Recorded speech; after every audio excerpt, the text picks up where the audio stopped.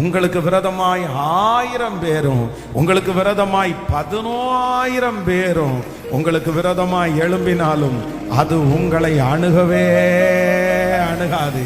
நான் நம்புகிறேன், சத்துரு உங்களுக்கு விரோதமாய் போடுகிற திட்டம் மாற்றி மாற்றி போட்டாலும், ஹல்லேலூயா, மாற்றி மாற்றி போட்டாலும் கர்த்தர் வாக்கு கொடுக்கிறார், அந்த திட்டம் ஒன்று கூட நிறைவேறாமலே போகும்.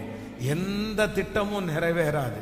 ஆனால் அவங்க என்ன பிளான் வேணாலும் போடட்டும், எவ்வளவு திட்டங்கள் வேண்டும் என்றாலும் தீட்டட்டும், நம்ம எப்படி இருக்கணும்னா ஸ்ட்ராங்கா இருக்கணும். ஆமென்.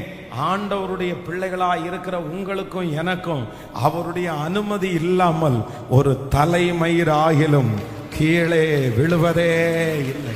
இந்த சத்தத்தை கேட்கிற உங்களுடைய வாழ்க்கையில ஒருவேளை நீங்க சொல்லலாம், பாஸ்டர் பொய் பொய்யா எழுதி வச்சிருக்கிறாங்க பாஸ்டர், பொய் பொய்யா சொல்றாங்க பாஸ்டர், என்ன குறிச்சு இல்லாததும் பொல்லாததும் சொல்லி வச்சிருக்கிறாங்க பிரதர், இதெல்லாம் எதுவுமே எனக்கு தெரியவே தெரியாது, அவங்க பண்ணி இருக்கிற திட்டம் எல்லாம் ரொம்ப வித்தியாசமா இருக்குது, இது எங்களுக்கு இந்த மாதிரி நாங்க ஒரு நாள் கூட நடந்ததே இல்லை.